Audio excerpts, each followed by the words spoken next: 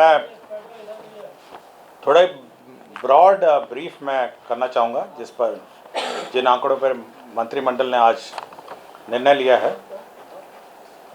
राज्य सरकार ने कुछ योजनाओं में 50 साल का loan, interest free loan Bharat सरकार से लिया था। उस स्कीम का नाम था scheme for special assistance to capital state for capital investment 2022 and 23। आपको याद होगा कि माननीय वित्त मंत्री भारत सरकार ने अपने बजट भाषण में सभी राज्यों को 1 करोड़ कैपिटल असिस्टेंस के रूप में ऋण देने की घोषणा की थी और उसी के आलोक में बिहार को 8,046 करोड़ का अलोकेशन या क्रमांकन हुआ था। 8,046 करोड़ का। उस मद में अभी तक हम लोग को पहली किस्त के रूप में 4,029 करोड़ विमुक्त हुआ है। इसमें मुख्य रूप से जो योजनाएं स्वीकृत हैं और जो रिलीजेस हुए हैं, मैं विभागवार पढ़ देता हूँ। एनर्जी ऊर्जा विभाग, जो वर्तमान में जो संचालित योजनाएं हैं, 843 करोड़ विमुक्त हुए हैं ऊर्जा विभाग के। पथ निर्माण विभाग के लिए 929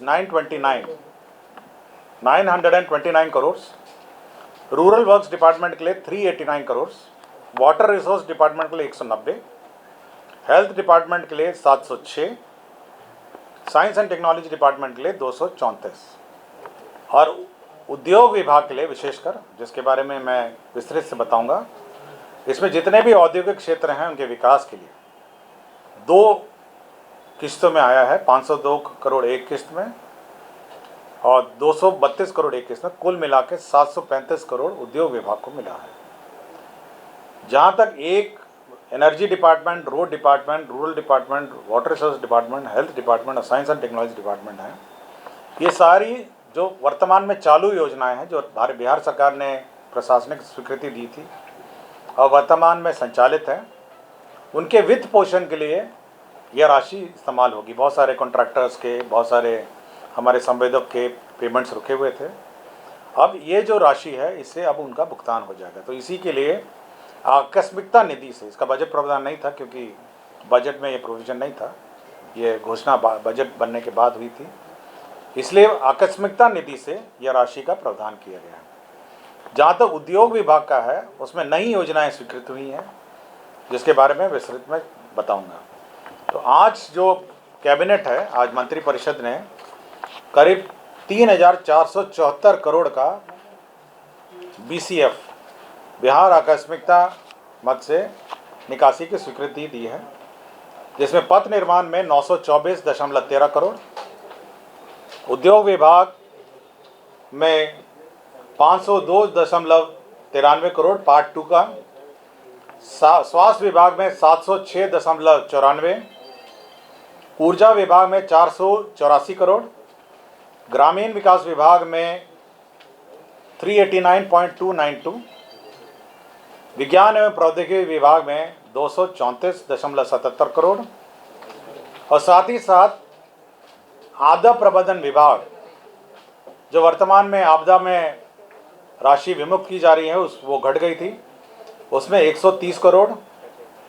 वित्त विभाग को जो स्टूडेंट क्रेडिट कार्ड योजना चल रही है, उसमें राशि घट गई थी तो 200 करोड़ और उद्योग विभाग का पार्ट 1 जो लोन है 232 करोड़ 93 लाख।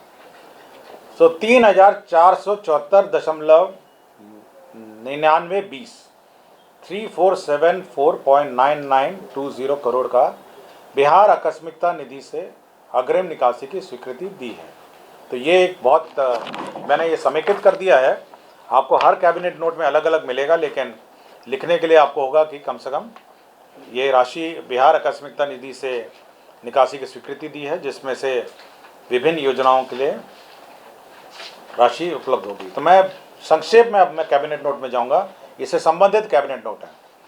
पहला है खरीफ विपणन मौसम 2022-23 में, आपको पता होगा रबी विपणन मौसम 2023-24 में जो अधिप्राप्ति हेतु बिहार राज्य सहकारिता बैंक और राष्ट्रीय सहकारिता विकास निगम, नाबार्ड एवं अन्य वित्तीय संस्थाओं, ये 6,000 करोड़ लोन लेने की स्वीकृति दी गई। आपको याद होगा कि हम प्रोक्योरमेंट आज के दिन में राज्य में शुरू हो गया है और प्रोक्योरमेंट के लिए राशि की आवश्यकता होती है। तो प्रोक्योरमेंट के लिए 6,000 करोड़ की राशि ऋण के रूप में विभिन्न संस्थाओं से लेने का निर्णय लिया गया और इसके लिए राज्य सरकार ने गारंटी दी है। तो ये महत्वपूर्ण एजेंडा है सहकारिता विभाग का। ये जो हमारे खरीफ मौसम में जो फसल का विपणन है और रबी मौसम के विपणन का है। दूसरा ये है उद्योग विभाग का। जैसे मैंने कहा, वित्तीय वर्ष में जो औद्योगिक क्षेत्र का विकास के लिए 465.86 करोड़ का आकस्मिक निधि से ये निकासी के लिए स्वीकृति दी है और इसमें करीब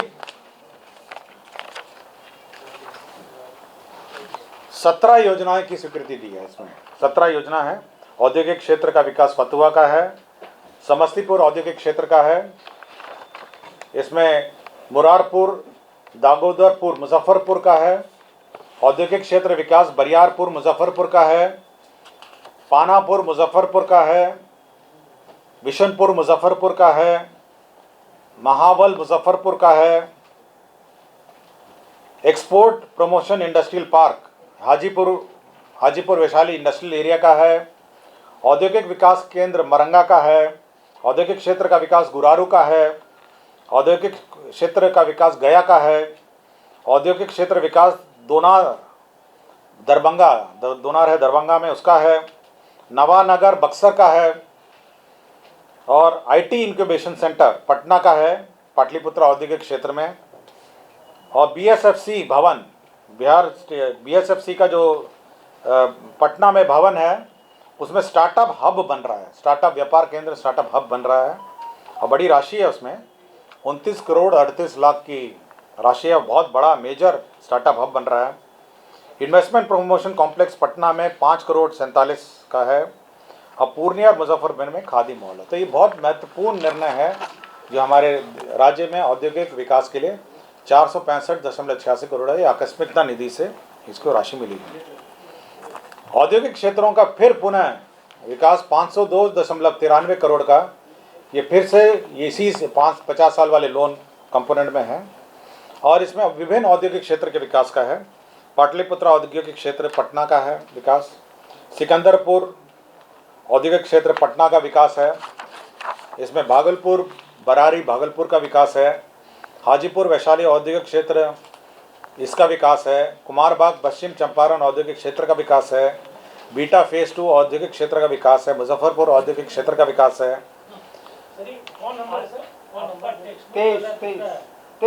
ये है 23 है ना, 23 होगा, ये 21 या 22 में होगा, देखिएगा ना। आप इधर सुनिए, अब मतलब आप इधर ध्यान दीजिए क्योंकि मैं समेकित रूप से समेकित कर दिया मैं। सक्रिय में है, ये डिटेल उसमें नहीं है, आप इसको डिटेल नहीं, मैं डिटेल पढ़ रहा हूँ। सिवान औद्योगिक क्षेत्र का है, न्यू सिवान, हथुआ, लोहट, बेगूसराय, फिर भूअर्जन का है और नगर लॉजिस्टिक विकास कार्य का है और पीएम गतिशील डाटा सेंटर का है। तो ये औद्योगिक क्षेत्र के विकास का है जिसमें उसके बाउंड्री हैं, उसके रोड हैं, उसके नाले हैं, जो विभिन्न औद्योगिक क्षेत्र के विकास के लिए ये राशि आवंटित की गई है। ग्रामीण कार्य विभाग में जो ऑनगोइंग स्कीम है, जो वर्तमान में कार्य चल रहे हैं, उसके लिए 389.292 करोड़ का ये बीसीएफ से निकासी हुई है का स्वीकृति दिया है, जिसके बारे में मैंने कहा। जल संसाधन विभाग, विज्ञान एवं प्रौद्योगिकी विभाग को जो स्कीम है उसके अंतर्गत 234.77 करोड़ बिहार आकस्मिकता निधि से निकासी की स्वीकृति दी है, जिसके बारे में मैंने कहा। ऊर्जा विभाग को 484 करोड़ की अग्रिम निकासी की स्वीकृति दी है बीसीएफ में, जिसके बारे में मैंने कहा। स्वास्थ्य विभाग को 706 करोड़ 94 लाख ये अग्रिम निकासी की स्वीकृति दी है, ये भी उसी का पार्ट है। पथ निर्माण विभाग को 9 अरब 24 करोड़ 13 लाख रुपए 924 करोड़ 13 लाख रुपए अग्रिम निकासी की स्वीकृति दी है। तो ये आपदा प्रबंधन विभाग को 130 करोड़ जो अनियमित अल्प वर्षापात के कारण उत्पन्न सुखाड़ के परिप्रेक्ष्य में जो विशेष सहायता दी जा रही है, उसके अंतर्गत 130 करोड़ अग्रिम निकासी की स्वीकृति दी गई है। और वित्त विभाग को राज्य शिक्षा वित्त निगम जो स्टूडेंट क्रेडिट कार्ड चलाता है, उसको 200 करोड़ की अग्रिम निकासी की स्वीकृति दी है। तो ये थे आपके जो BCF जो बिहार कंटीजेंसी फंड से निकासी है, और जिसकी कुल राशि 3,474 करोड़ 99,20,000 रुपये है। इसका मैंने ब्रेकअप दिया है। मेरे ख्याल से सबको ये डिटेल बहुत स्पष्ट होगा। जल संसाधन विभाग एक DPR निर्माण के लिए स्वीकृति दी है, 6,19,50,000 का। बागमती बाढ़ प्रबंधन योजना, सिरनिया फुइया बागमती बाएं तटबंध के अंतिम छोर पर नए तटबंध निर्माण के लिए गणितीय मॉडल अध्ययन आयोजन निमित्त परामर्शी। तो ये मॉडलिंग के लिए 6,19,50,000 प्रशासनिक स्वीकृति दी गई है। गृह विभाग ने 77 अग्नि संवेदनशील थानों के लिए प्रथम चरण में एक अदद बड़ी अग्निशमन वाहन, जो बड़ा आपका अग्निशमन वाहन है, 77 अदर वाटर टेंडर 19 टन का जो बड़ा ट्रक होता है type B water tender 5,000 litre का फुली फैब्रिकेटेड 46 करोड़ 20 लाख रुपए की प्रशासनिक स्वीकृति दी है। तो 77 थानों में नए हमारे वो fire fighting equipment, fire fighting गाड़ियाँ रखी जाएंगी। पथ निर्माण विभाग ने 3 रेल ROB का निर्माण की स्वीकृति प्राप्त की है। ये 220 करोड़ 11,19,000 की है। और ये स्थल आपको मैं बता देता हूँ, स्थल का डिटेल है, तीनों स्थल का।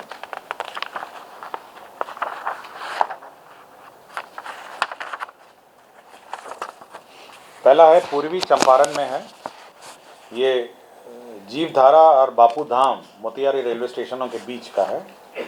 दूसरा है सारण में है, कि खैरा पटेड़ी रेलवे स्टेशन के बीच स्थित है।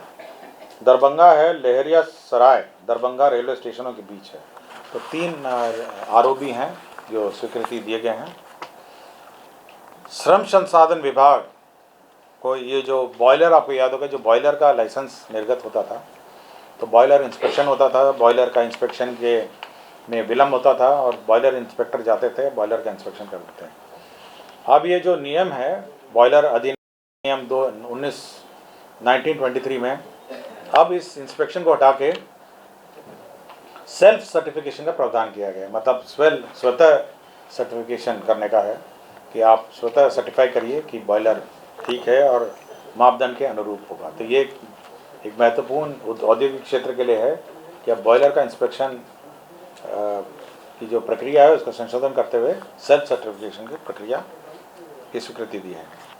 नगर विकास विभाग को स्मार्ट सिटी जो बिहार शरीफ है, उसका एस्टिमेट 1,517 करोड़ से रिवाइज करके 978 करोड़ 50 लाख कर दिया गया है। ये रिवाइज्ड एस्टिमेट है, और ये कारण है कि क्योंकि जो कंपोनेंट्स में PPP मॉडल थे और अन्य पब्लिक कंट्रीब्यूशन था, उसको हटा के जो बाकी राशि है वो 978 करोड़ 50 लाख है। तो इसकी स्वीकृति दी है। इसी तरह मुजफ्फरपुर में भी 1 करोड़, मुजफ्फरपुर स्मार्ट सिटी में भी 1,580 करोड़ 1580 करोड़ को घटा के 982 करोड़ 50 लाख का एस्टिमेट कर दिया गया है। इसी प्रकार 2 ethanol unit, grain based ethanol unit की स्वीकृति मंत्रिपरिषद ने दी है। पहला है मोतीपुर में messrs Muzaffarpur biofuels private limited. ये मोतीपुर जो शुगर मिल की ज़मीन थी उस पर ये 100 किलोलीटर प्रतिदिन की कैपेसिटी है, और 141 करोड़ 31 लाख 30,000 इसमें निवेश होगा। तो एक पहला वाला ये एथनॉल बेस्ड यूनिट है। और दूसरा जो है ये है वो है वेस्टवेल बायो रिफाइनरीज प्राइवेट लिमिटेड। ये स्वीकृति दी है वेस्टवेल बायो रिफाइनरीज प्राइवेट लिमिटेड। ये भी ग्रेन बेस्ड एथनॉल है।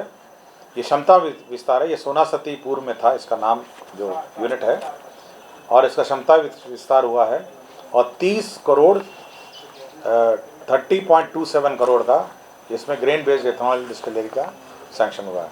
तो 2 एथनॉल यूनिट का सैंक्शन मंत्रिपरिषद ने दिया है।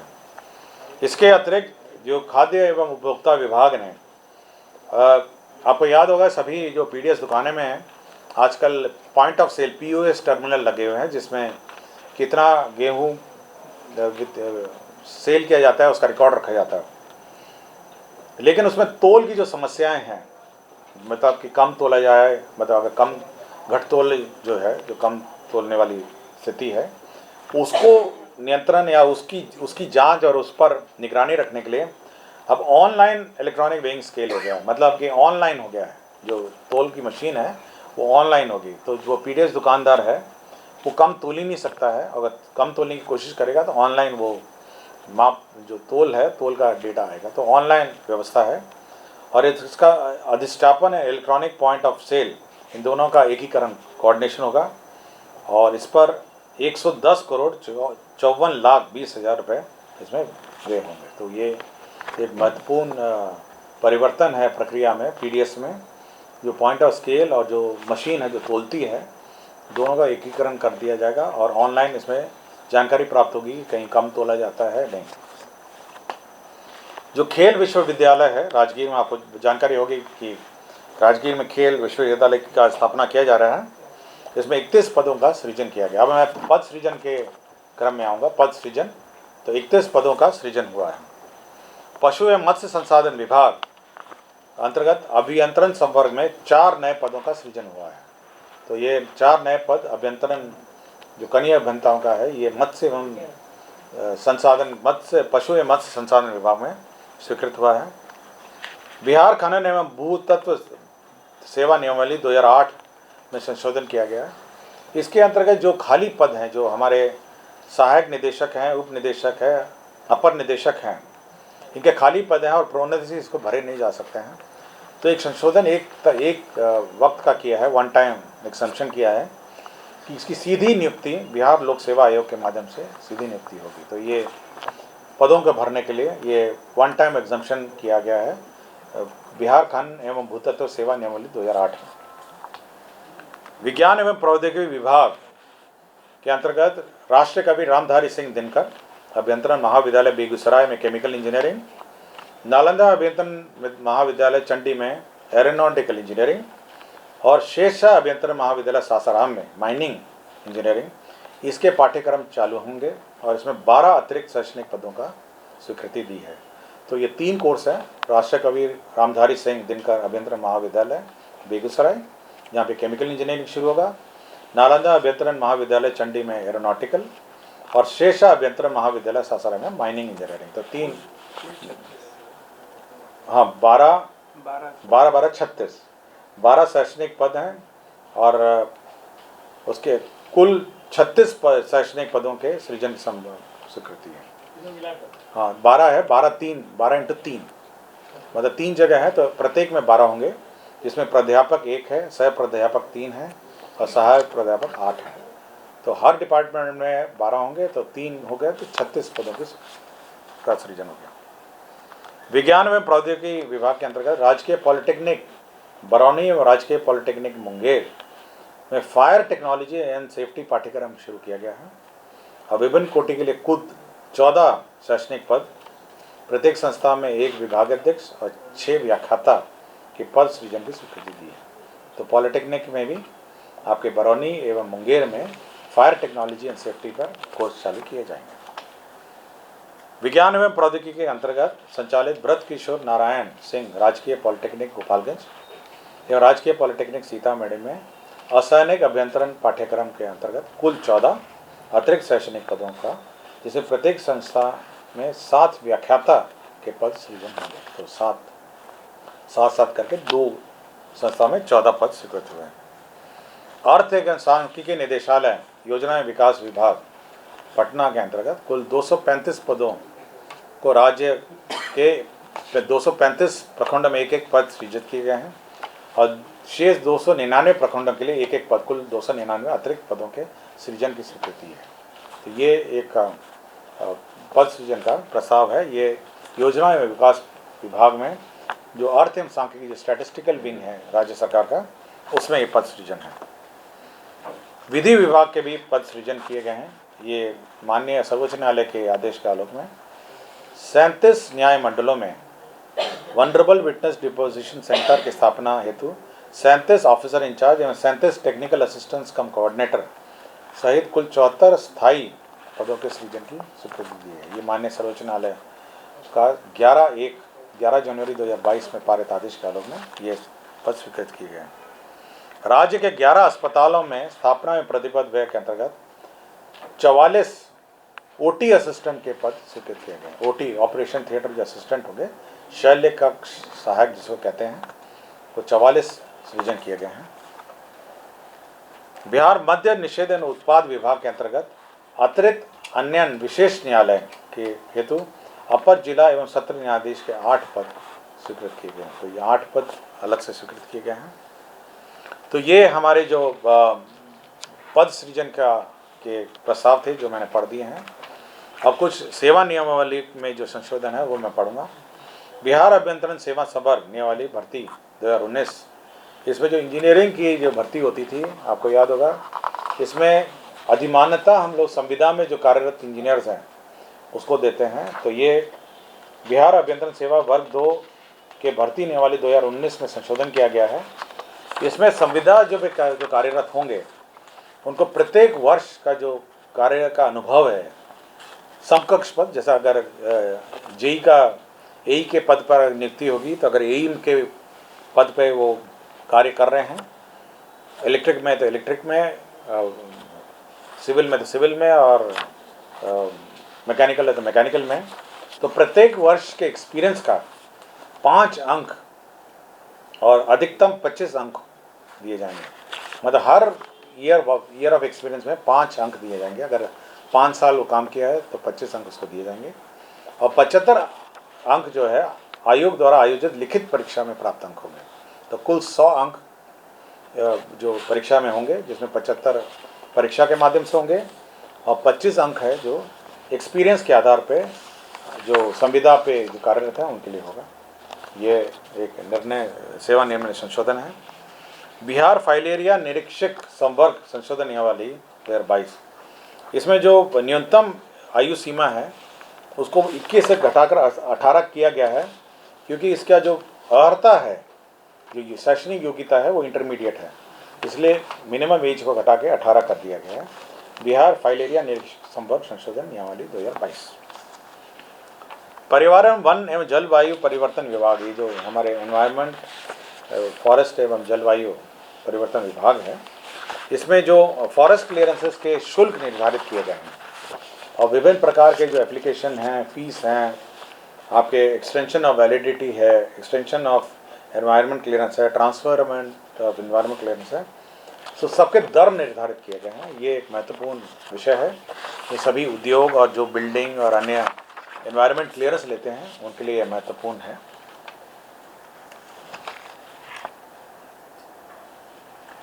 एक और निर्णय है, ये वित्त विभाग से संबंधित है और ये हमारे भूतपूर्व सैनिक कर्मी के मृत्युपरांत जिन सैनिक एवं असैनिक सेवा हेतु दोहरा पेंशन अनुमान्य है। तो जो हमारे भूतपूर्व सैनिक कर्मी के मृत्युपरांत होता है कि जो आश्रित होते हैं उनको पेंशन मिलता है।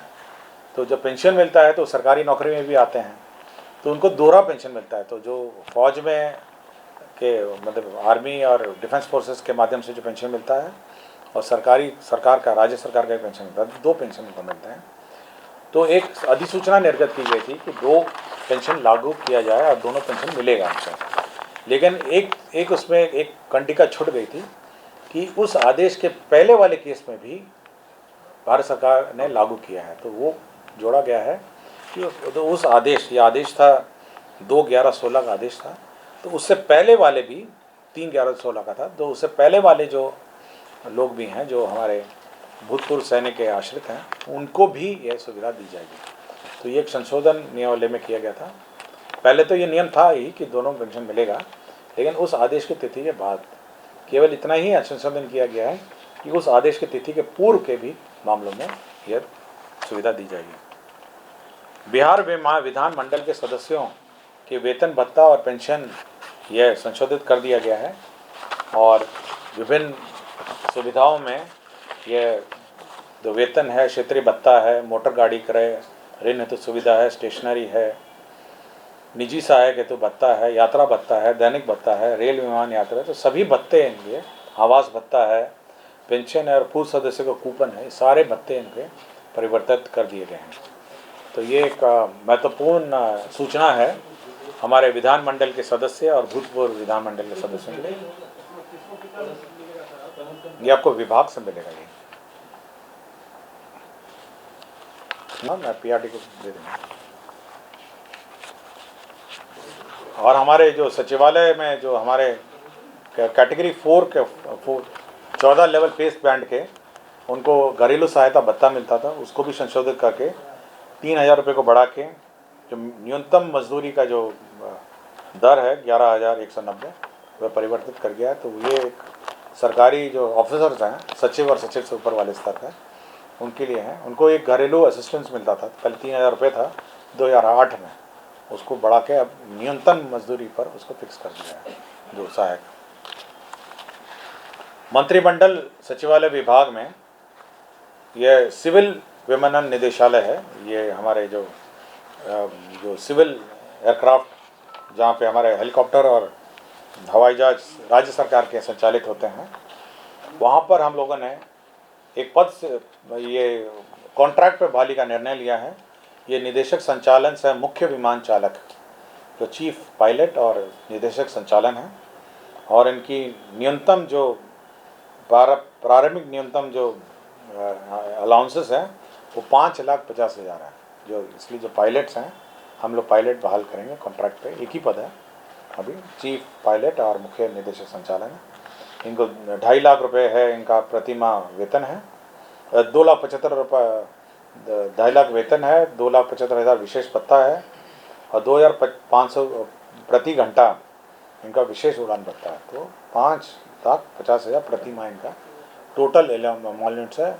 और पूरे देश में है, ऐसा नहीं है कि ये पूरे देश में जितने जो दर है पायलट, वर्किंग पायलट है, ये कोई रिटायर्ड पायलट नहीं होंगे, ये कार्यरत पायलट होंगे जो हमारे सरकारी विमान का संचालन करेंगे। और डॉक्टर्स का सस्पेंशन है, डिसमिसल है, तो मैं सब एक साथ पढ़ देता हूँ। डॉक्टर कामोद झा, चिकित्सा पदाधिकारी सदर अस्पताल गोपालगंज। डॉक्टर लक्ष्मी प्रसाद यादव, चिकित्सा पदाधिकारी सिमरी बख्तियारपुर। डॉक्टर गौतम शरीम प्रसाद, चिकित्सा पदाधिकारी सदर अस्पताल अररिया। डॉक्टर निर्मल कुमार, चिकित्सा पदाधिकारी प्राथमिक स्वास्थ्य केंद्र ठाकुरगंज। तो 4 डॉक्टर को डिसमिस किया गया है जो कार्य में अनुपस्थित थे। तो आज के यही एजेंडा है। यदि किसी को कुछ पूछना हो तो पूछ सकते हैं। धन्यवाद।